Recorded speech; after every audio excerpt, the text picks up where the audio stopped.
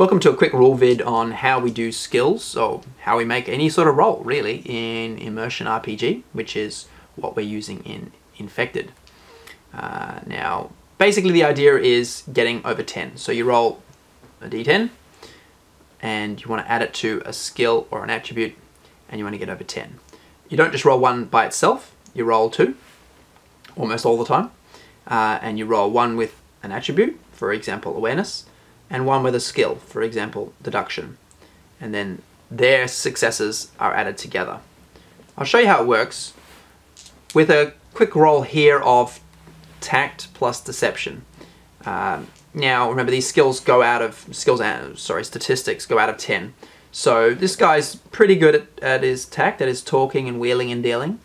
His deception, could use a bit of work. He's pretty average, but you know, he's practiced a little bit. You know, he's better than your average Joe. So I'm going to roll with the blue die for the tact, and I'm going to roll with the black die for the deception.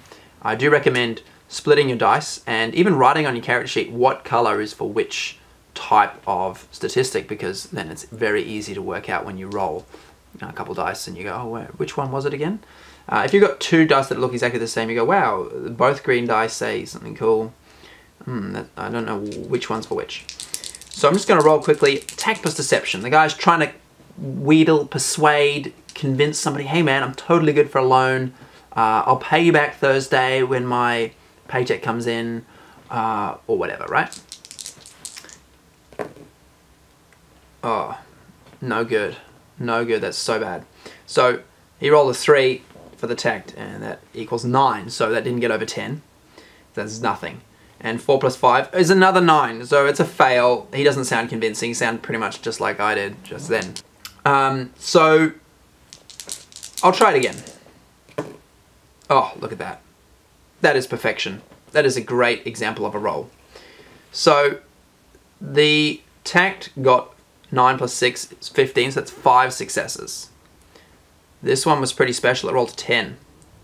So 10 plus 5 is 15. Obviously, that's another 5 successes, but because you rolled a 10, it gets another +1. It's a little bonus. He actually got 11 successes, which is an extraordinary roll. Halfway towards complete perfection. And he was probably extremely convincing. However, I'm now going to introduce the next sort of type of roll, which is an opposed roll. So, you know, some people, you know, they actually make up their own minds about whether they believe you or not, and some people are more gullible than others.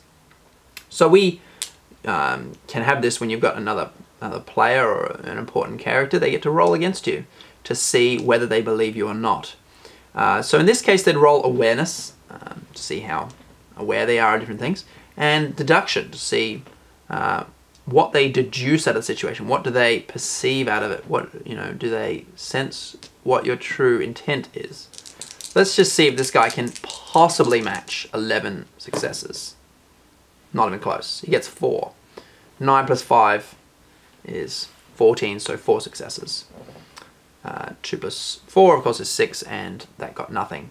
So now he did get 4 successes, so technically this roll here only got 7. 11 minus 4 is 7.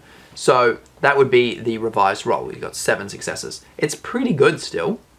It's not terrible, and it does beat it does beat his awareness roll here, his awareness statistic. So the guy's pretty convinced to the core of his being that Joe Schmo down the road will totally come back after borrowing his dune buggy to go off through looking for artifacts down in old San Francisco, which is all ruined and overgrown and totally not filled with infected, right, dude? So I hope that gives you an idea of how that works. That's normal rolls and opposed rolls. And next up will come combat. Thank you very much.